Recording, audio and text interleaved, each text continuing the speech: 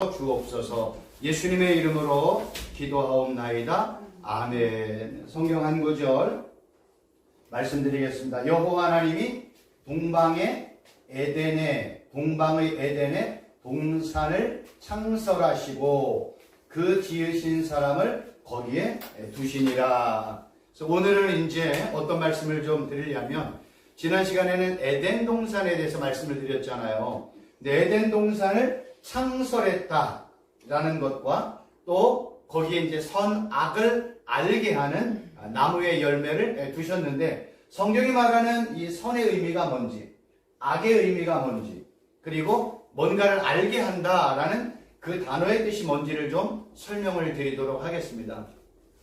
왜냐하면 제가 처음에 십계명이나 창세기를 설명할 때 이 말씀을 드렸던 이유는 뭐냐면, 성경에서 언급되어졌던 중요한 단어들이 있어요. 우리가 이 창설이라는 단어를 찾아보면 왜 에덴 동산을 하나님이 창설했다는 이 단어를 썼는지 알 수가 있어요. 그래서 우리가 이 한 단어 또는 선이라는 단어, 악이라는 단어, 알게 하다라는 단어를 공부를 하면 성경이 이 한 단어를 통해서 성경 전체에 똑같은 단어가 어디 있는지를 타도보면 선의 의미가 뭔지, 악의 의미가 뭔지, 창설의 의미가 뭔지, 알게 한다는 의미가 뭔지를 안다는 거예요. 중요한 거는, 또 재미있고 쉬운 건 뭐냐면, 성경, 구약 성경은 히브리어로 작성이 되었고 신약 성경은 헬라어로 되어 있잖아요. 그래서 우리가 이 히브리어는 죽은 언어예요. 헬라어도 마찬가지예요. 근데 성경이 죽은 언어로 사용이 되었다는 거예요. 지금 영어나 한국어는 다 번역본이에요. 그렇기 때문에 성경에 원래 사용되었던 히브리어의 단어의 뜻이 뭔지, 헬라어의 단어의 뜻이 뭔지만 알면, 한 번만 알면 더 이상 알 필요가 없는 거예요. 그래서 오늘은 이런 선의 의미, 악의 의미, 이 단어만 알면 성경 전체가 말하는 선의 의미가 뭔지, 악의 의미가 뭔지, 창설의 의미가 뭔지를 다 알 수 있다는 거예요. 그래서 저는 이제 이러한 단어들을 선지서에서는, 모세오경에서는, 서신서나 요한계시록, 사복에서는 어떤 의미로 사용되어 있는지 이게 이제 연구를 해가지고 오늘 이제 말씀을 드리려고 합니다. 근데 제일 중요한 건 뭐냐면, 이러한 중요한 선, 악, 창설, 거룩, 그 다음에 율법, 계명, 규례, 의, 악, 이런 여러 가지 단어들이 있는데, 그러한 단어들을 볼 때 반드시 두 가지의 접근법을 가져야 돼요. 첫 번째는요, 사전적이고 문자적인 의미라는 거예요. 그러니까 성경이 지금 우리가 한글 성경으로 되어 있잖아요. 근데 이 한글 성경으로 보면 이건 다 뭘로 보는 거예요? 사전적이고 문자적인 의미로 보는 거예요. 1차적인 거예요. 그러니까 번역본의 가장 큰 단점이며 장점이에요. 단점은 뭐냐면, 우리가 지금 한글 성경으로 되어 있는 많은 성경이 번역본으로 되어 있지만 그 단어들을, 그 내용들을 읽으면 다 사전적이고 문자적으로 접근하면 그 내용을 율법이나 계명이나 규례나 법도나 도덕법, 사회법, 시민법, 이런 식으로밖에 접근할 수가 없다는 거예요. 그러니까 우리가 그냥 한글 성경을 우리가 알고 있는 수준의 문자 수준, 사전적인 의미로만 접근하면 성경은 율법과 계명과 규례와 법도로 해석할 수밖에 없어요. 그 다음 내용은 알 수가 없어. 그래서 우리가 성경을 잘못하면 그냥 이 정도의 수준에서 머물러 있으면 절대로 안 됩니다. 성경은요, 죄송합니다. 제가 오늘 원고를 어디다 놨는지, 원고가 없어요. 제가 이거 거기 뒤에 원고 혹시 있습니까? 죄송합니다. 없는데. 여기 없는데. 여기 있습니다. 죄송합니다. 원고를 여기다 놓고 죄송합니다. 그래서 이제 이런 단어를 우리가 잘못하면 그냥 율법과 계명으로 성경을 접근하는 거고, 그게 마저 틀리는 게 아니에요. 근데 성경은 율법과 계명을 얘기하는 게 아니라 항상 뭐를 얘기해요? 하나님을 얘기하고, 예수님을 얘기하고, 성령 하나님을 얘기하고, 영적인 것을 얘기하고, 구속사적인 것을 얘기하고, 종말론적인 것을 얘기하거든요. 그래서 이런 영적인 의미, 성경적인 의미, 구속사적인 의미, 종말론적인 의미로 성경을 반드시 봐야 된다는 거예요. 이 두 가지의 내용을 근거로 해가지고 아까 이제 말씀드렸던 창설이라는 단어의 뜻이 뭔지, 선이고 악의 단어의 뜻이 뭔지를 하나하나 설명을 드리려고 합니다. 아까 우리가 읽었던 창세기 2장 8절에 여호와 하나님이 동방의 에덴에 동산을 창설하셨다 할 때 창설이라는 단어가요, 나타라는 히브리어 단어를 쓰는데 그 뜻은 심다, 세우다, 설립하다, 고정시키다, 천막을 치다 라는 단어, 이 나타가 전부 다 사용이 되어지는 거예요. 그러니까 성경은 에덴을 창설했다라고 얘기했죠. 에덴을 뭐예요? 세우다, 에덴을 설립하다, 에덴을 뭐 천막처럼 치다, 이런 의미로 나타를 썼다는 거예요. 근데 중요한 건 뭐냐면 이게 계속법 미완료예요. 그러니까 하나님의 에덴 동산을 한번 완료한 게 아니라 계속해서 뭔가를 창설하시고 심으시고 뭔가를 해 나가시는 분으로 지금 설명이 되어 있다는 거예요.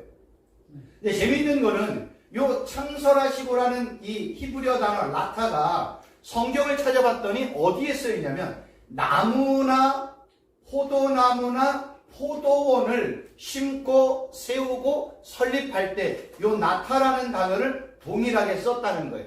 창세기 2장 8절에서는 에덴 동산을 창설할 때 단어를 썼지만 구약의 다른 단어를 찾아봤더니 여러 나무나 포도나무나 포도원을 세우고 설립할 때 동일한 단어가 사용이 되었다는 거예요. 그런데 중요한 건 뭐냐면 요 나타라는 단어가 포도나무나 나무나 포도원에 사용된 것뿐만 아니라 하나님과도 연관하여 사용이 되었더니 이 단어가 성경은요 하나님을 계속해서 뭔가를 심는 분으로 설명하고 있다는 거예요. 이게 핵심이죠. 에덴 동산을 창설할 때 이 단어를 통해서 하나님은 뭔가를 계속해서 심으시는 분으로 설명을 하고 있어요. 그래서 구약 성경에 보면 하나님께서 이스라엘 백성들을 마치 한 포도나무처럼 여기셔서 애굽에 심겨져 있는 포도나무를 뽑아 이거를 지금 어디에다 심는 거예요? 가나안 땅에 심는 분으로 하나님을 설명하고 있다는 거예요.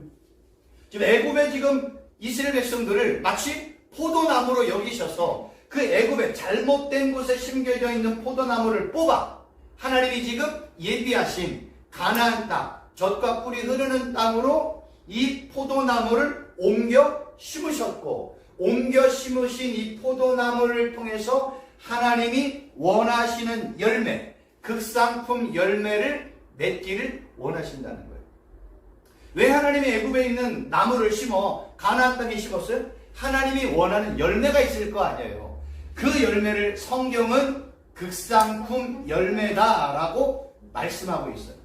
성경이 말하는 극상품 열매는 이 구약에 있는 내용들을 찾아보면 정의, 공의, 하나님 앞에 영광 돌리는 것, 하나님께 예배하는 것, 하나님의 말씀에 순종하는 것, 이게 하나님이 애굽에서 430년을 살고 있는 이 이스라엘 백성들을 뽑아 가나안 땅에 심으신 이유라는 거예요.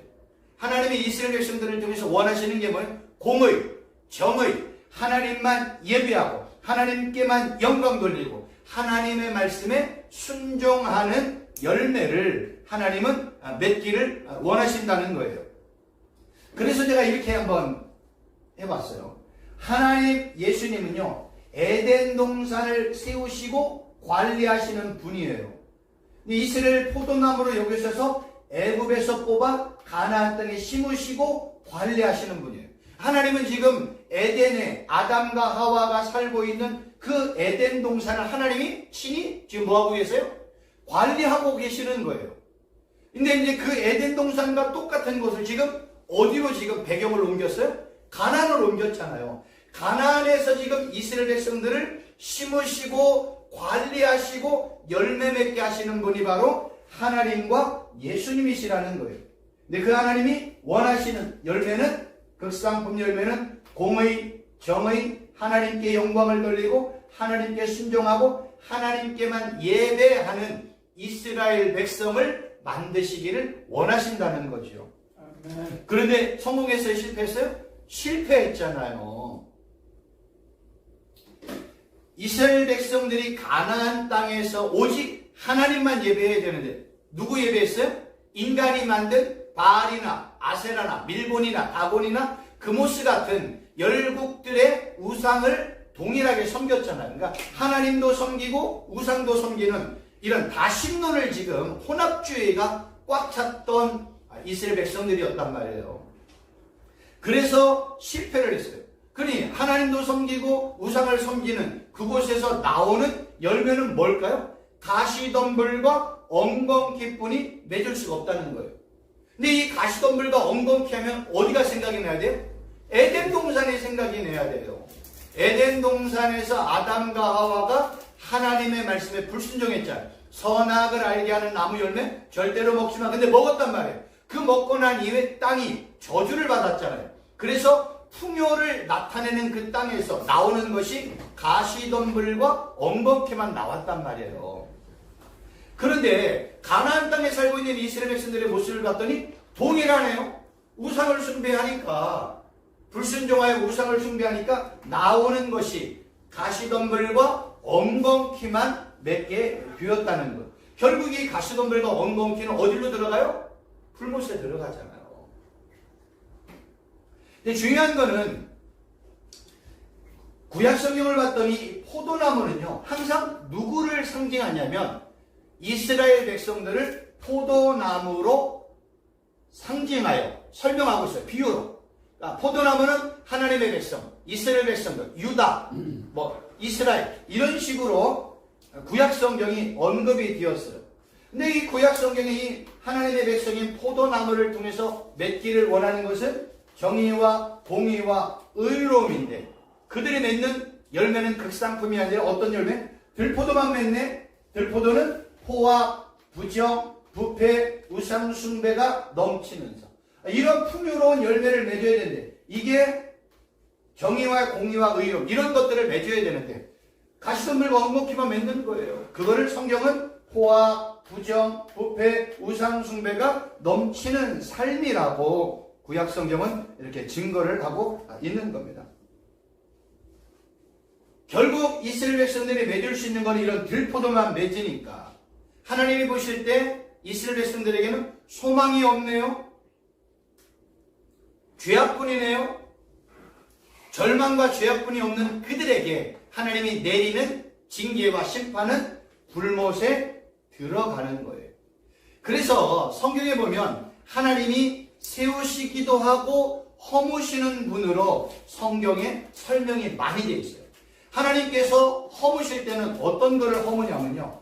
제단이나 집, 성읍, 성전, 상단, 성체, 망대, 성전의 문, 성벽 등 심지어 예루살렘 성전까지 그냥 다 무너뜨렸잖아요.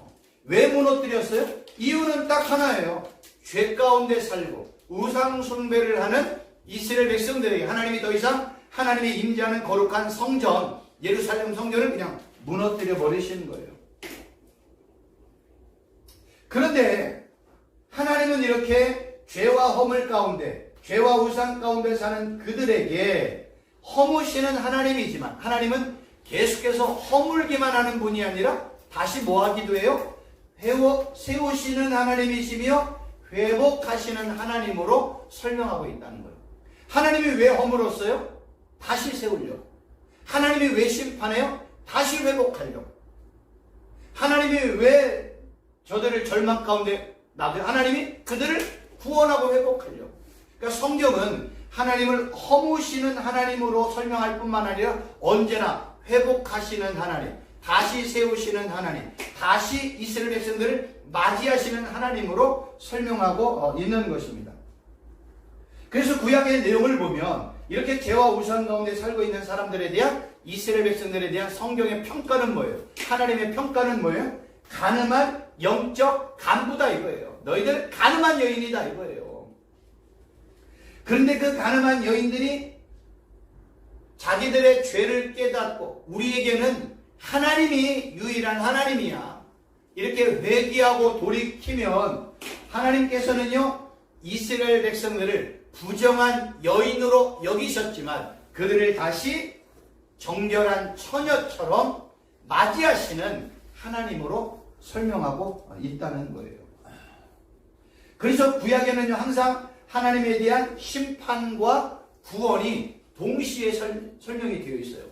그러니까 구약의 내용을 보고 그 다음에 서신서의 선지서의 내용들을 보면 하나님은 처음에는 심판하고 징계하고 이런 하나님이시지만 하나님은 반드시 그 뒤편에 가면 회개하고 돌이키는 하나님의 백성들을 향해서 다시 그들에게 옛날의 주의를 허락하시고 다시 성전을 세워주시고 다시 은혜를 베푸시고 하나님과의 깨어졌던 관계를 다시 회복하시는 하나님이라는 거예요. 왜? 하나님의 관심은 뭐가 있다고요? 언제나 회복과 구원에 있다는 거예요. 그럼 교수님, 예. 여기서 그 예수님의 그 족보에 나오는 그 내용들 있잖아요. 예. 만약에 나비 기생으로서 그 어떤 하나님의 예수님의 족보에 올라갔다든가, 예. 또 루키의 그 루시, 예. 이방 여인인데 그 루시 그 나오미의 가정에 들어가서 그 하나님의 그 어떤 예수님의 그 족보에 들어간 그런 내용들이 지금 말씀하신 거에 그렇게 아니요, 그거는 가능한 뭘로 가야 되냐면요. 예. 나중에 시라는 단어로 봐야 돼요. 이거를 히브리어로 제라라고 얘기하거든요. 예. 그래서 요 시라는 단어로 접근을 해서 예. 이 내용을 그 내용을 풀어야지 그 내용과 이 내용하고는 지금 이제 결이 좀 틀려요. 이 내용은 지금 예. 구약 이스라엘 백성들이 예. 에덴 동산에서 하나님이 아담과 하와에게 너 다 해도 돼. 한 가지만 하지만 선악 알게 하는 나무 열매 좀 먹지 마. 그런데 악한 사단이 와서 미혹해서 아담과 하와가 넘어가서 선악을 알게 하는 나무 열매를 먹었잖아요. 그 이후에 아담과 하와를 통해서 땅이 결실하는 게 가시덤불과 엉겅퀴예요. 그 얘기하는 거예요. 근데 너희들 회개하고 돌아오면 내가 용납해 줄게. 그래서 구약 이 에덴 동산에서 이 회개에 대한 내용은 구체적으로 나와 있지 않지만 그들에게 하나님이 주신 게 있어요. 처음에는 아담과 하와가 범죄했고 그들이 벌거벗음에 대한 느꼈잖아요. 그래서 그 벌거벗음을 자기들이 해결하기 위해서 자기들이 해결할 방법이 무화과 나무로 만든 옷을 입었다고 얘기하잖아요. 근데 무화과 나무 잎으로 만든 옷 할 때 그 무화과 나무 잎이라는 건 뭐냐면 우리가 말하는 목부터 전신까지 무화과 나무로 만든 잎으로 만든 옷이 아니라 그 단어의 뜻은 띠예요. 띠. 띠라는 건 뭐냐면 온몸에 아무것도 안 입었어. 근데 뭐만 찼어요? 허리에 띠 하나만 찬 거야. 그게 무화과 나무의 뜻을 히브리어 단어로 봤더니 띠. 그러면은 예. 그 전까지는 예, 창세기 3장 15절에 예.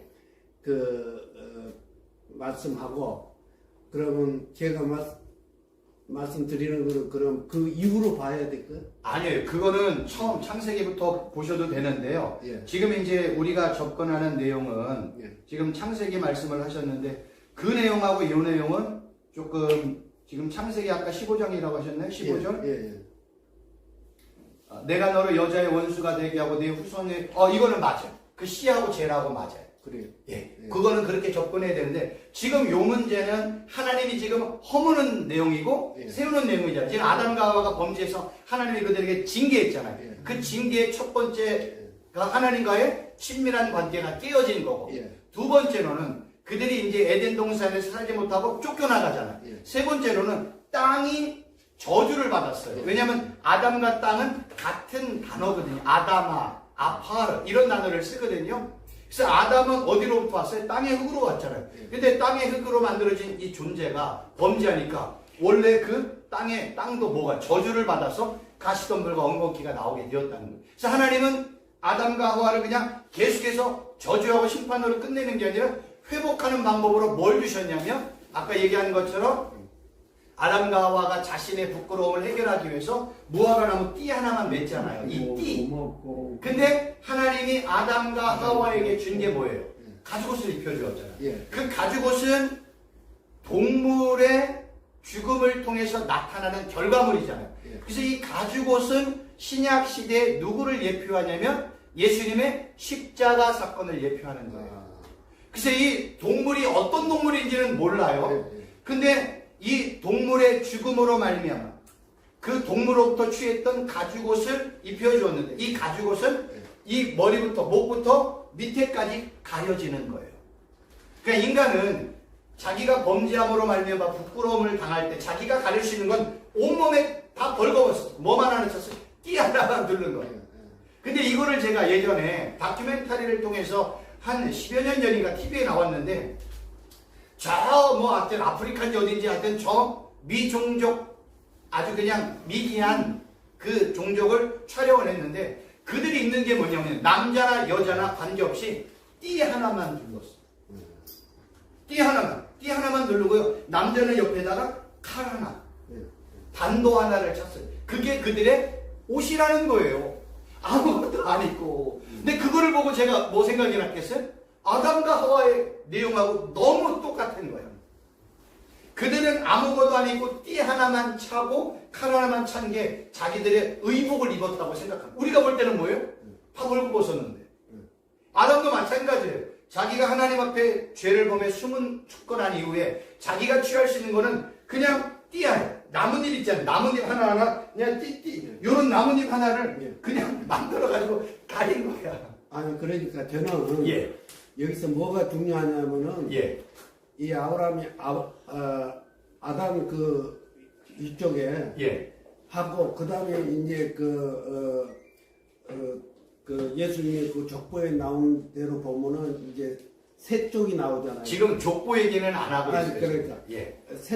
세 쪽이 쭉 나오는데 그때는 1000살 이상씩을 살았거든요. 어디요? 천산? 하늘나라요? 아니 1000살. 아, 1000살. 예. 나이가 예, 1000살 예. 가까이 됐고 예, 예. 그 다음에 이제 셈부터는 네, 사람의 숫자가 줄어들고 예, 있다. 예. 그런 관계가 있기 때문에 그런 관계 때마다 지금 교수님이 말씀하시는 단어의 내용들이 다르냐 이 말이죠 지금. 그거는 또 다르게 봐야 돼요. 왜냐하면 그거는 신학적으로 강조하는 분들이 다 틀려요. 저는 신학을 얘기하는 건 아니에요. 왜냐하면 제가 신학을 얘기하게 되면 여러 분들에 대한 신학, 그 다음에 학교에서 배웠던 다방면의 본인들의 신학이 있고 개인적으로 공부한 신학이 있기 때문에 신학을 얘기하면 충돌이 일어나요. 저는 신학을 얘기하지는 않아요. 저는 히브리어 단어의 뜻을 얘기하고 있는 거예요. 지금 제가 받은 것은 예. 교수님이 창세기 이 내용들을 공부하면서 예. 그 받았냐면은 하나님께서 그 말씀하시는 그 내용 속에 어떤 그 죄성에 대한 내용하고 예. 하나님이 주신 그 원천적인 부분하고 그 단어를 원천적인 부분은 어떤 거예요? 하나님이 죄 없는 상태에 있을 때 그것도 신학적인 부분이에요. 예. 그래서 그거는 신학적인 부분으로 접근하는 건 저는 아니고요. 저는 히브리어 헬라어의 단어의 뜻이 뭔지를 알려드리는 거예요. 그런데 그 단어가 지금 다르죠. 연관은 되어 있지만 예. 저는 신학 부분은 저한테는 지금 강의 시간에 그런 내용은 절대로 안 하고 있어요. 예, 왜냐하면 잘못 얘기하면 말 한마디가 이게 서로 이 신학적인 사고나 교단에 따라서 신학의 내용이 다르기 때문에 그런 내용을 제가 말씀합니다. 왜 그래요? 한 가지 말씀을 드리면 우리 그 예수능력 부흥선교 협의회에 올라왔던 그 전광훈 목사님 제가 설교를 들었어요. 한 2시간 넘게 하는데 거기서 이 성령 세례를 얘기를 해요. 근데 이 성령 세례를 얘기하는데 우리 목사님께서 뭐라고 했냐면 성령 세례는 몇 번이다? 몇 번 받아야 돼? 우리 계속. 성령 세례는 몇 번 받아야 돼요? 일속반이에요. 보세요. 그래서 제가 본데 물 세례가 있고 성령 세례가 있어요. 물 세례는 몇 번 받아요? 한 번. 그럼 성령 세례도 몇 번 받아야 돼요? 물 세례는 받고 또 받고 또 받아요? 제가 말 물 세례는 몇 번 받아야 돼요? 한 번. 그럼 성령 세례는 몇 번 받아요? 같은 세례인데 이것도 한 번 받아야 되는 게 맞아요. 이거를 근데 2번, 3번, 4번, 10번을 받. 그럼 얘도 10번을 받는다는 논리가 형성이 돼야 돼. 그럼 말이 안 되잖아. 그게 아니라 성령 세례는 한번 받았지만은 계속 또 충만. 때마다 그래서 충만이- 충돌이 돼. 그래서 충만이다. 재충만이다. 장로교회나 감리교회나 정말? 순복음이나 성결교회나 여러 가지 교단들이 있잖아요. 이 명칭이 문제야. 어떤 분은 성령 세례를 한 번 받았어. 어디에요? 사도행전에 보면 사도행전 2장에서 한 번 받고 4장인가 또 받고 그러잖아요. 근데 그거를 성령 세례라고 쓰지 않고 뭐라고 써요? 성령 충만이라는 단어를 쓴단 말이에요. 예, 예, 예. 근데 어떤 교단에서는 성령 세례를 한 번 받고 다음에 또 은혜 받고 뭐 하나님의 임재를 체험한 걸 또 성령 세례를 받았다고 얘기를 해요. 근데 제가 이 성령에 관한 제가 100여 번을 읽었거든요. 이게 명칭의 문제야.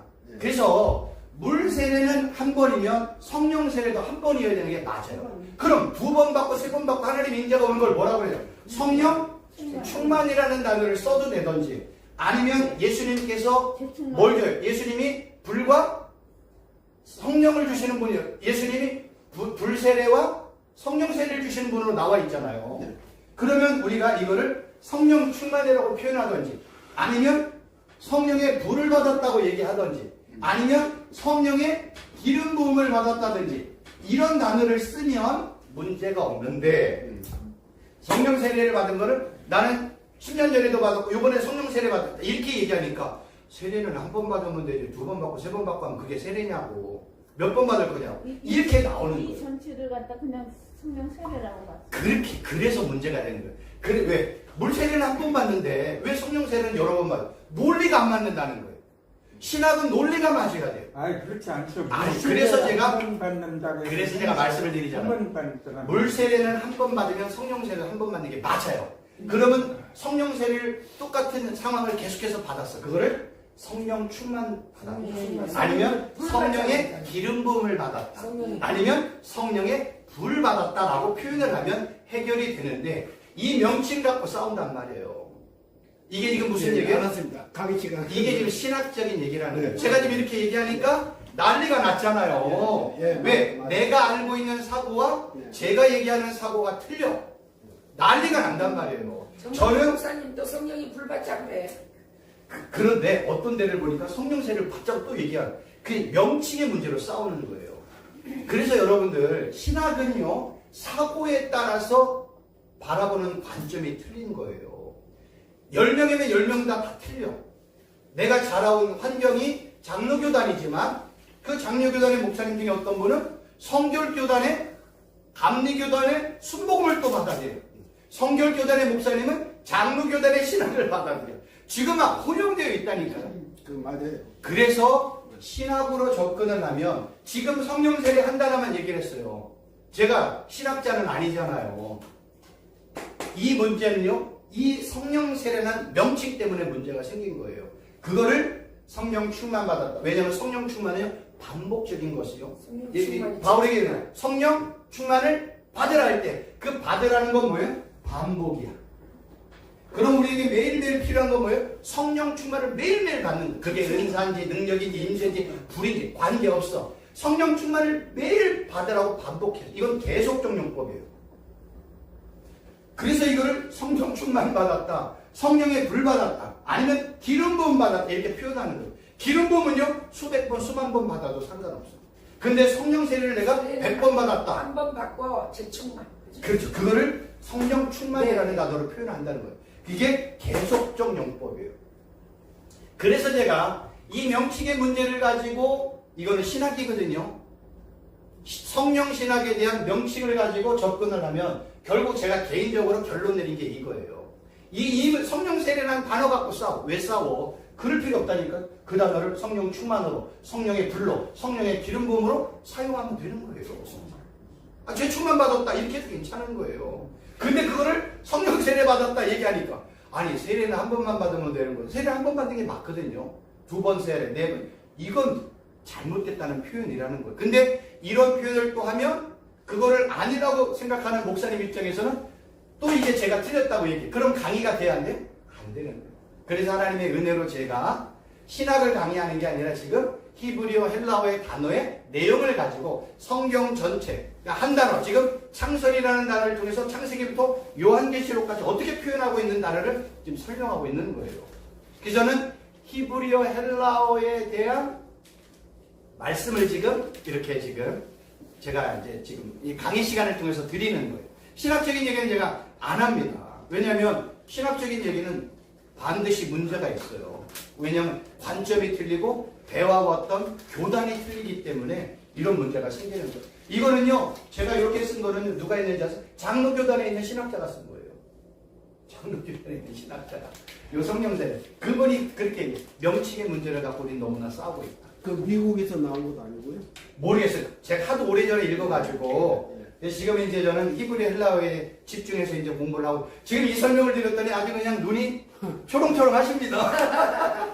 제가 그냥 매주 그러 와가지고 조금 이렇게 그냥 뜨거운 핫감자 그거 가져와가지고 말씀을 드리니까. 그 교수님뿐만 아니고 예. 지금 우리 교회만 우리 나라만 해도 예. 기독교만 해도 좀 적어 돼야 될 것이 많아요. 지금 그런 부분들이 이제 그 세상적인 그 문화하고 앞으로 이제 가면 갈수록 이제 점점 더 벌어지게 돼 있거든요. 지금요, 예. 이 우리가 성경을 읽을 때 접근해야 될 게 뭐냐면 정통과 이단을 나눌 때요 기준이 있어요. 예. 근데 정통과 이단을 신학이 다르다고 해서 이단은 아니에요. 예. 정통과 이단을 나눌 때 첫 번째가 알고 있는 게 삼위일체를 어떻게 보느냐. 예. 두 번째, 예수님의 신성과 인성을 하나로 보느냐, 나눠 보느냐, 이 차이예요. 하나로 보면 우리가 지금 하나로 보잖아요. 예수님은 하나님이시고 사람이다. 근데 이거를 그노시스라고 해서 영지주의라고 들어보셨어요? 영지주의는 하나님을 사람과 하나님으로 분리를 해버려. 이건 이단이에요. 세 번째로 얘기하는 게 뭐냐면 예수님의 동정녀 탄생이에요.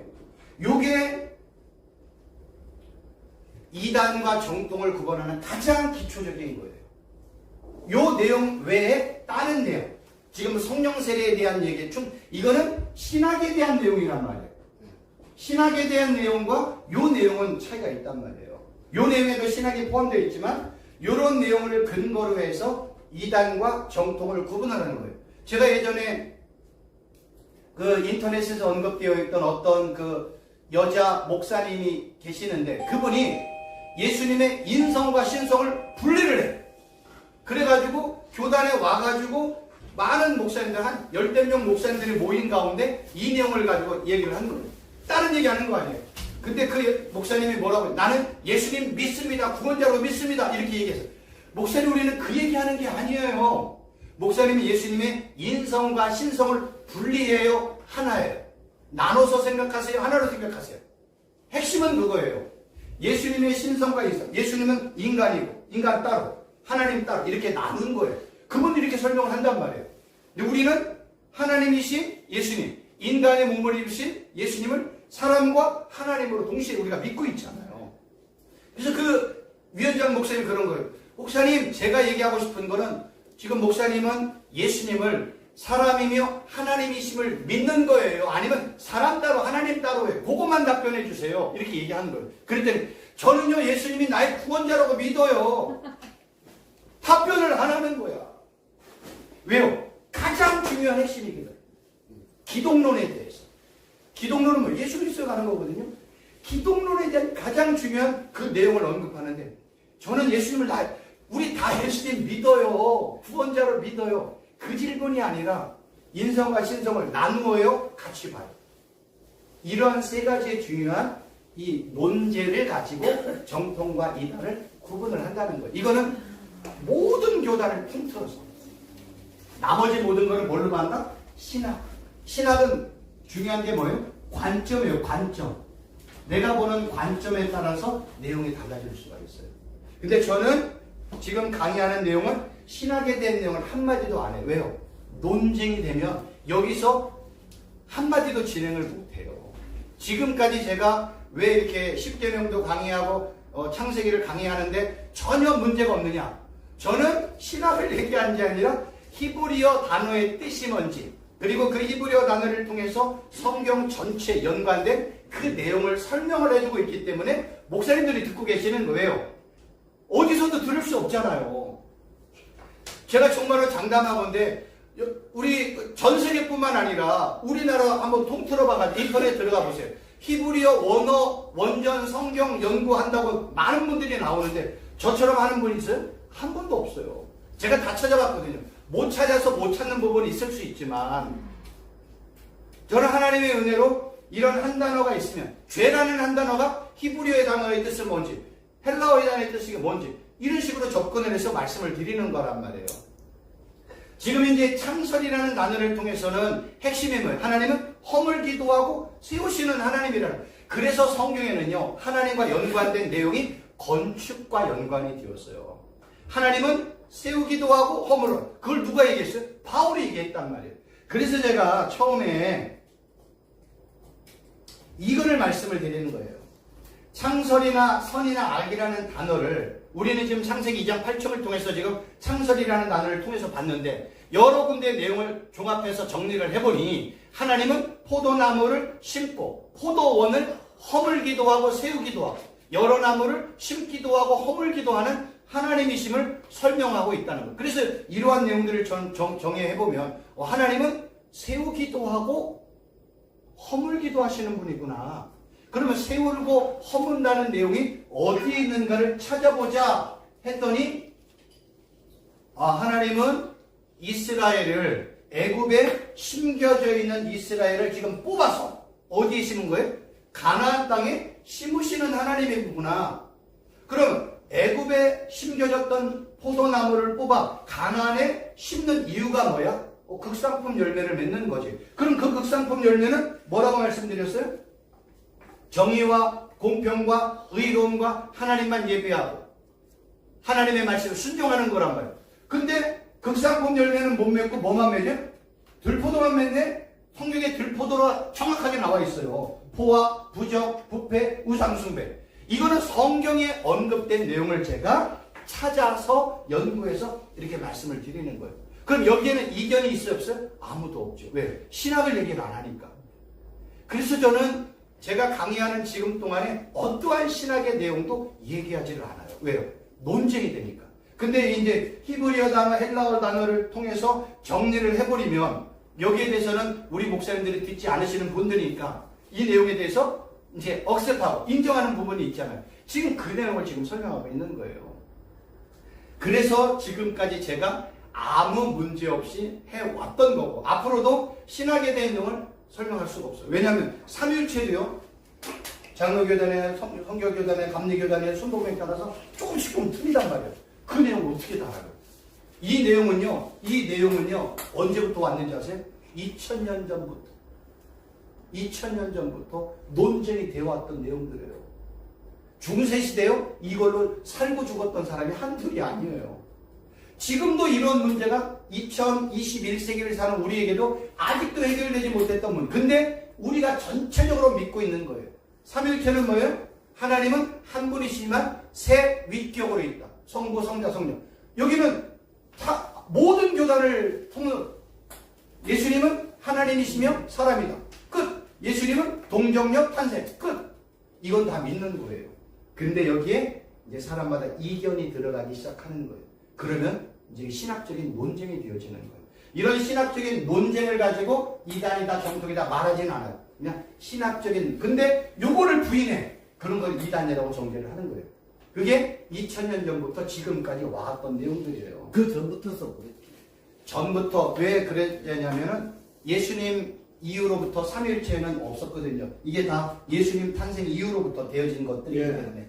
그래서 제가 그 이후로 소크라테스, 플라톤 다 갖다 변질시켜버려요. 그러니까 그게 다 이제 철학적인 내용과 연관이 되어서 이제 내용들이 철학으로 가기도 하고 신학적인 논쟁이 되기도 했던 거예요. 근데 아직도 이걸 가지고 논쟁하고 있잖아요. 이 논쟁을 제가 끼어들이면 저는 답을 드릴 수가 없잖아요. 사람마다 틀린데. 그래서 그러나 지금 이제 우리가 배우는 이 내용에 대해서는 답을 드릴 수 있단 말이에요. 왜요? 이 내용은 성경이 정확하게 나와 있으니까. 그래가지고 결정적으로 1980년도에 완전히 대한민국은 그때 기독교가 완전히 박살나버린 거예요. 그래서 오늘 이제 거기까지만 창설이라는 말합시다. 예, 네, 거기까지. 창설이라는 나타난을 통해서 우리가 깨달아야 될 내용은 뭐냐면 하나님은 허무시는 하나님이라는 거예요. 하나님은 절대로 제단이나 집이나 성읍이나 성전 안 허물다고 생각을 했는데 하나님은요 죄와 우상 가운데 살고 있는 이스라엘 백성들이 그 예루살렘 성전에서 하나님을 통해 예배해야 될 그 장소가 우상단지가 되었어요. 근데 하나님은 뭐예요? 돌 하나 돌 위에 남기지 않고 완전히 허물었어요. 근데 하나님은 허물기만 하는 게 아니라 뭐예요? 회복하시고 세우시는 하나님이네. 예루살렘 성전을 무너뜨리시고 다시 또 세우시네. 그래서 1차 성전, 2차 회복, 3차 성전까지, 뭐 헤롯 성전까지 이렇게 성전에 회복된 내용들이 나오는 거예요. 이유는 딱 하나예요. 하나님은 심판하고 징계하는 목적은 뭐예요? 회개하고 돌아오라 이거예요. 회복하고 돌아오면 내가 너에게 구원 베풀어 주겠다. 내가 다시 너를 정결한 신부로 만들어 주겠다. 이렇게 얘기하는 거예요. 그런데 여기까지만 얘기를 드릴게요. 아까 제가 말씀을 드릴 때 포도나무는 뭐라고 그랬어요? 하나님의 백성을 상징한다고 그랬잖아요. 근데 신약을 넘어왔더니 누가 나와요? 참 포도나무신 예수님이 나오네? 그러니까 우리가 이렇게 연관을 해봐야 돼요. 성경은요, 예수님을 참 포도나무라고 이야기를 했어요. 근데 구약시대에도 포도나무가 유다 백성들이거든요. 근데 유다 백성은 뭐만 맺었어요? 들포도. 극산품은 못 맺었어. 그래서 하나님이 실패한 유다 대신에 누구를 이 땅에 보내셨어요? 하나님의 아들이신 예수님을 이 땅에 보내셨고 그를 하나님은 참 포도나무로 세우셨단 말이에요. 그래서 참 포도나무에 누구 된 자, 접붙임을 받은 그들만이 무슨 열매를 맺을 수 있다? 극상품 열매를 맺을 수 있다는 거예요. 그래서 우리가 잘 알고 있는 나는 포도나무여 너희는 가지다. 내 안에 있고 우리 서로 안에 있으면 열매 많이 맺는다. 나 떠나지 말라. 이게 포도나무의 핵심이라는 거예요. 근데 여기서 이제 중요한 건 뭐냐면 너희는 내 안에 거하라 할 때 이 거하라라는 단어가 중요한 거예요. 예수님이 너희 내 안에 거하라. 그럼 너희들 많은 열매 맺을 거야. 그럼 거한다는 뜻이 뭘까? 이 메노라는 단어인데요. 떠나는 것의 반대 의미로 어떤 장소에 머물러 있거나 남아있는 상태. 흔들리거나 달아나지 않기 위해 굴하지 않고 견디며 굳게 서 있는 것. 어떤 심각한 변화에도 불구하고 변함없이 여전히 그대로 계속해서 머물러 있는 상태. 일반적인 의미인데 누구와 함께 한 곳에 계속해서 머물러 있는 것. 또는요. 어떤 교훈이나 어떤 사람과의 친교에 확고부동하게 붙어 있는 것을 성경은 거하다라는 단어로 설명하고 있다는 거예요. 근데 거하다는 건 뭐예요? 함께하다. 함께하는 거예요. 근데 뭐예요? 능동이야. 능동이에요. 동행. 능동이라는 건 뭐예요? 적극적으로 하라는 거예요. 그러니까 예수님과 적극적으로 동행하는 거예요. 예수님과 함께 적극적으로 동행하고 예수님과 친밀한 가운데 거하고 나에게 아무런 핍박과 상황과 여건과 환경이 온다 할지라도 나는 끝까지 나는 오직 예수님 나는 죽어나 사나 예수님 나는 앉으나 서나 예수님 이런 거예요. 이게 뭐예요? 이게 거하는 거예요. 예수님과 함께 거하는 거예요. 그래서 포도나무 줄기에 가지가 접붙이잖아요. 접붙인 가지가 떨어지면 어떻게 돼요? 말라 비틀어지네. 그 말라 비틀어지는 그런 가지는 어디에 들어가요? 풀몬. 그럼 아까 에덴 동산의 얘기나 애굽의 구약의 얘기나 지금 여기는 다 뭐예요?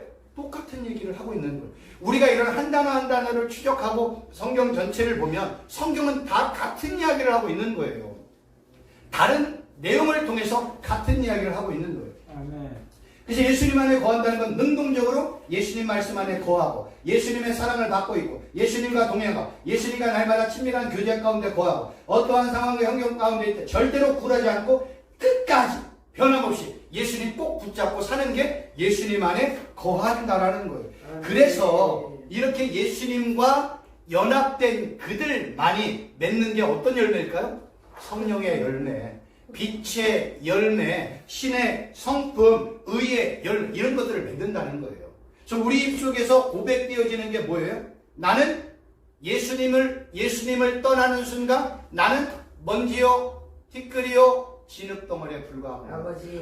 예수님 안에 내가 거하지 아니하면 내가 예수님을 떠나는 순간 나는 아무것도 아니구나. 나는 그냥 먼지 덩어리에 불과한 존재이구나. 왜 이런 고백을 해야 돼요? 이거는 창세기에 하나님이 아파를 하는 땅의 흙으로 아담을 진흙덩어리로 만들어놓고 그 안에 뭐 집어넣었어요? 성령, 생기를 집어넣었잖아요. 생기가 들어가기 전에 아담의 존재는 뭐예요? 먼지, 티끌, 진흙덩어리에 불과한 존재인 거예요. 근데 그 안에 뭐가 들어갔어요? 생기, 하나님의 숨, 하나님의 호흡, 하나님의 생명이 들어갔더니 살아있는 피조물이 되었네. 그러면 아담이 가치가 있으려면 그 안에 뭐가 들어가야 된다? 하나님의 호흡, 생기가 들어가야 되는구나. 생기를 추적을 해봤더니 성령과 연관된 내용이라는 거예요. 그럼 신약도 마찬가지야. 우리가 예수님을 믿기 전에는 바울이 뭐라고 그래? 나는 죄와 허물로 죽었네. 그럼 아담 안에는 생기가 들어가지는 그냥 아담은 진흙덩어리, 죽은 존재네. 그 안에 뭐가 생기가 들어가 살아났다면 죄와 허물로 죽은 우리는 뭐가 들어와야 돼? 성령 하나님이 들어오는 순간 우리는 어떤 존재가 돼요? 살아나는 존재가 되는 거예요. 그래서 하나님은 죽은 자의 하나님이 아니라 산자의 하나님을 그렇게 표현을 하는 거지. 지금 살아있는 우리의 하나님이고 죽은 저 무덤에 있는 하나님, 그런 뜻이 아니에요. 성령이 들어오는 순간 예수님을 나의 구주로 영접하고 믿고 고백하는 순간 성령님이 내 안에 들어와서 나는 살아있는 성전이 되었네요. 살아있는 하나님의 백성, 하나님의 아들이 되었네. 나는 살아있는 하나님의 나라가 되었네. 그를 하나님이 나는 너의 하나님이다, 이런 의미라는 거예요. 아멘. 그러기 때문에 우리 안에서 고백되어질 게 나는 예수님을 떠나는 순간, 예수님과 함께 거하지 않는 순간 나는 그냥 먼지구나, 진흙덩어리구나, 나는 아무것도 아니고 나는 낯생이구나, 나에게서 나올 수 있는 거는 들포도뿐이 없구나. 극상품 열매를 맺으려면 난 누구에게 연합해야 된다? 예수님과 연합돼. 그래서 접붙임이라는 단어를 쓰는 거예요. 그래서 구약과 신약을 전체 통틀어서 접붙임과 동일한 단어가 뭔지 아세요? 부부, 한몸, 하나, 일치, 연합이라는 단어가 그렇게 많이 나온 거예요. 그래서 예수님과 이스라엘 백성들의 관계, 하나님과 이스라엘 백성들의 관계, 예수님과 우리의 관계를 성경은 남편과 아내의 관계로 설명하는 거야. 그래서 남편과 아내는 하나가 될 때 하나예요. 내 신랑이신 남편을 떠나는 순간 난 뭐가 되는 거예요? 간부가 되는 거예요. 타락한 여자. 그래서 그러한 내용을 설명하는 것이 호세아 설명을 하고 있는 거예요. 그리고 바람 피어야만이 간부가 아니라 남편을 떠나는 순간 간부가 돼요. 그렇죠. 그거예요. 근데 그 남편은 누구냐면 성경에는, 구약에는 하나님을 남편, 신약에는 예수님을 신랑. 그래서 신랑이신 예수님과 신부인 우리를 교회의 머리와 교회의 지체의 관계, 신랑이신 예수님과 신부인 우리의 관계. 그러니까 구약에는 하나님을 남편이라고 나와 있어요. 남편과 누구의 관계? 이스라엘 백성은 신부의 관계인 거예요. 그거를 이제 남편과 아내, 진짜 사랑을 뭘로 표현했어요? 아가서로 표현한 거야, 아가서. 그러한 내용들을 가지고 성경 전체를 보기 시작하면 성경이 뭐예요? 다 하나님과 나와의 관계, 하나님과 이스라엘 백성들의 관계, 예수님과 교회의 관계를 설명하고 있는 거예요. 그래서 성경의 핵심은 누구라고요? 예수 그리스도. 하나님, 성령 하나님의 내용으로 가득 차 있다는 거예요. 정리를 합니다. 그래서 성경이 이러한 접붙임을 통해서 우리에게 설명하고 싶은 건 뭐냐? 나는 하나님을 떠나는 순간 뭐예요? 끈 떨어진 열이에요. 그냥 그거를 성경적인 표현은 먼지, 티끌, 진흙덩어리, 죄에 불과하다. 그래서 예수님과 가지에서 떠난 게. 그렇죠.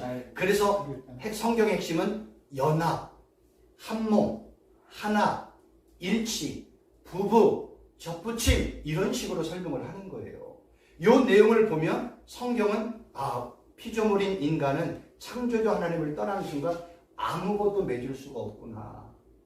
그럼 우리가 하루하루를 살아갈 때 나에게서 하나님이 원하시는 정의와 공의와 하나님을 경외하는 극상품 열매를 맺으려면 나는 오늘도 누구만 바라봐야 돼? 신랑이신 예수님, 만군의 여호와 하나님, 예수 그리스도만 바라보라는 거예요. 그래서 날마다 예수님 바라보고 예수님을 소망하며 살기를 하나님은 원하세요. 그런 걸 깨달은 저가 하나님의 은혜로 기록한 책이 그 기도 돌판과 기도 1,000번째예요.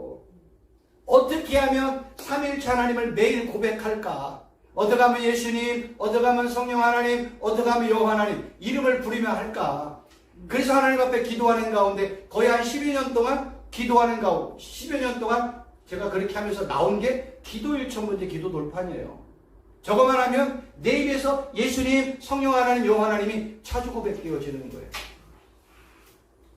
그래서 그거를 제가 이렇게 잠깐만 소개해드리고 이제 구입하지 않으신 분들 구입하라고 제가 말씀을 드리는 겁니다. 한번 생각해보세요. 우리 성도들한테 가가지고 주위에 있는 분들한테 너 예수님의 이름 몇 번 불러봐 하루에? 야, 뭐하러 그렇게 많이 부르냐? 한 번이면 되지. 그렇지 않거든요. 성경은 예수님의 이름 자체가 권세요, 능력이요, 망대요, 산성이라고 얘기했어요. 그래서 하나님이 우리에게 이름 알려주신 거예요. 이름 알려줬는데 이름을 안 부르고 있어. 그럼 어떻게 되겠어요? 안 돼. 그래서 우리가 예수님, 성령 하나님, 여호와 하나님 아버지 이렇게 믿음으로 부르는 순간 하나님은 우리가 고백하는 그 고백을 듣고 뭐예요? 기뻐 받으시는 거예요. 아, 그게 내가 기쁨이다. 그게 나에게 영광이다. 그래서 이스라엘 백성들이 하나님 앞에 나아가는데 뭘로 나갔어요? 이름을 부르면서 나아가는데 이 유대인들이 우상 숭배를 보니까 뭐만 갖고 나? 재물만 갖고 나가는 거야. 하나님이 이름 알려줘서 이름 부르고 와. 그럼 내가 그걸 통해 영광 받는 거야. 근데 이름을 안 불러. 뭐만 불러? 돼지 바치고 소 바치고 양. 그것도 해. 근데 뭐 불러? 이름 불러야지. 왜요? 하나님은 우리에게 뭐만 알려주셨어요? 이름만 알려줬단 말이에요. 하나님이 영이라고 그랬잖아요. 영이신 하나님 우리 어떻게 찾아? 그 영이신 하나님 내가 누군지 알아? 나는 여호와야. 내가 누군지 알아? 나는 야훼야. 나 엘로힘이야. 나는 라파 하나님이야. 나는 샬롬이야. 이런 식으로 자기 이름을 계시해 주신 거예요. 그래서 예수님의 이름을 연구하면 하나님이 어떤 분인지를 우리가 알 수 있는 거예요. 아멘. 그래서 1차적으로 하나님이 자기를 계시할 때 이름으로 계시했고 두 번째로는 말씀으로 자신을 계시한 겁니다. 제가 10분에 시작해서 지금 이제 9분이거든요. 이제 마무리하고 마치도록 하겠습니다. 재밌죠? 네. 우리 국제연합총회신학교에 지금 막 불이 났잖아요. 아멘. 강의 들으려면 많은 분들이 참석해야 된다. 제가 장담하건대 이렇게 강의하는 목사님 없으시고 교만하다고 이렇게 말씀하실지 모르지만 제가 하나님의 은혜로 히브리어 헬라어를 저 나름대로 10년을 공부했어요. 그래서 지금 저 강의한 것도 책으로 내야 돼요. 내야 되는데요. 예. 문제는 네. 10권만 1000권 뽑아가지고 10권 판매하면 안 된다. 안 되는 그게 문제라는 거예요. 그래서 저는 지금요, 저 목사님 기도 좀 덜 하죠. 인규 목사고 하나의 최순복이라고 하는데 최순복을 몰라요. 그렇죠. 제가 얘기해 전광훈이에요. 그럼 하면은 몇만 권 팔리겠죠. 그래서 제가 감옥에 갔다 와야 되는데 그분이 막 어제 올려주신 제가 2시간 좀 은혜를 많이 받았어요. 예. 근데 이제 문제점도 있고 은혜도 받고 하는데 그렇게 네임밸류가 높아지면 출판사에서 저에 어떻게 해요? 와가지고 절할 거예요. 와가지고 목사님 원고만 좀 우리가 다 정리해 주겠다. 근데 제가 아무리 이런 것들을 가가지고 출판사에 찾아갔어요. 제가 그때 뭐라고 그래요? 문전박대. 제 이름으로 책을 내면 몇 권이 팔리겠냐 이거예요. 왜? 장사를 해야 되니까. 근데 제가 조용기 이름이나 오카넴이나 하용조 목사님의 이름을 들고 제가 책을 냈다면 기본적으로 조용기 목사님 몇 개? 60만 권은 팔리겠죠. 그러면 제가 어떻게 되겠어요? 전 온 천하 만민 가운데 돌아다니면서 제가 강의하겠죠. 근데 저는 조용기 목사님이 아니잖아요. 저는 최순복이에요. 그러니까 제 이름으로 책을 내면 장사가 안 되는 거예요. 전광훈 목사님 이름으로 책을 내도 최소한 몇만 권은 팔릴 거예요. 아이 그런. 근데 제가 이거 재미로 유튜브를 한 번씩 올리잖아요. 근데 구독자 수가 없어요. 아, 그래요? 유튜브가 아닌데. 그래요? 근데 이제 평소에 내가 올리면 한 10개, 20개, 30개 가려보다가 정광훈 이름을 넣었더니 정광훈과 오타이든 차렸더니 3,500개 조회수가 올라갔어. 정광훈 예를 이름 하나 들어서 이제 넣었더니 하용주 오카는 목사님의 이름 올라가면 몇만 권은 팔릴 거예요. 그분이 책을 냈다면 기본 자기들 성도들이 3만 명, 5만 명이잖아요. 그래서 출판사에서는 누구를 보냐면 이 책을 읽을 사람, 성도수가 몇 명이에요? 그 다음에 기본적으로 3만 권 나오겠네? 그럼 베스트셀러. 예. 왜요? 그러니까 한 번에 근데 목사님 이런 부분은 분명히 있어요. 장경동 목사 있잖아요. 네. 그분이 예수님, 하나님, 성령님 이름만 부르라고 그랬어요. 아, 그분들요? 네, 맞아요. 아이, 그럼. 아니 근데 목사님, 오, 그분이 그 네. 놀라운 그 은혜. 목사님, 예.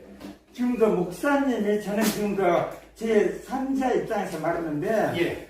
그렇게 유명한 분들이 그렇게 유명세를 떨치게 될 때면요, 목사님의 유명세는 100이고 그 사람들 유명세를 많이 달면은 그 사람 목사님 100 활동가니 그 사람들 목사님 100에 100배 할 만개 뭐가 수고가 있어요. 맞아요. 그걸 다 아셔야 그렇게 돼요. 인정합니다. 아니 그러니까 지금 그걸 아셔야 합니다. 맞아요. 저 그렇게 강원 인정합니다. 목사님이 감방을 갔다 와야 되냐 그 말을 물은 그 거예요. 시대가 이제 아니. 감방에 갔다 와야 되냐고. 어찌됐든 제가 감사한 거는 그래도 우리 목사님들께 이렇게 강의할 수 있도록 우리 또 우리 예. 이사장님이며 총장이신 우리 김민영 시간이 필요합니다. 예, 감사를 지금 WCC나 WC가 날뛸 때 목사님 강의나 아주 필요한 거 아니거든요. 지금 시대가 오직 예수다. 결론은 오직 예수만 찾아라. 오직 뭐 재물로 나가지 말고 오직 예수 이름으로 나가라. 지금 그 말씀이거든. 그게 지금 꼭 이 시대에 필요한 설교예요. 그게. 맞습니다. 예. 그래서 저도 하나님이 귀하게 쓰임 받을 거를 기대하며 아멘. 지금 그냥 진창에서 지금 열심히 그냥 아니 유튜브를 자꾸 올리세요. 자꾸 그거 또 하나님이 싫어하세요. 올리셔야지. 또 다 여기 내용에 대해서 강의네요. 더 질문사항 없으시죠? 오늘은 제가 알게 하는 것까지 해야 되는데 여러 가지 중간에 여러 가지 다른 내용이 있어서 오늘은 여기 창설하다 거하다라는 내용까지만 수고하셨습니다. 말씀을 드렸습니다. 다음 네. 시간에 추가해서 말씀드리도록 하겠습니다. 요즘에는 목사님 같은 설교가 아주 필요해요. 지금. 기도 많이 해주십시오. 기도하겠습니다. 살아계신 하나님 아버지 감사합니다. 매주 토요일 날 이렇게 공부를 하는 것이 많이 힘이 들지만 하나님 이 시간을 사모하며 기대하게 하시고 많은 것들을 배우고 돌아가 적용하는 복된 시간 되게 하여 주옵소서. 예수님의 이름으로 기도하옵나이다. 아멘. 수고하셨습니다.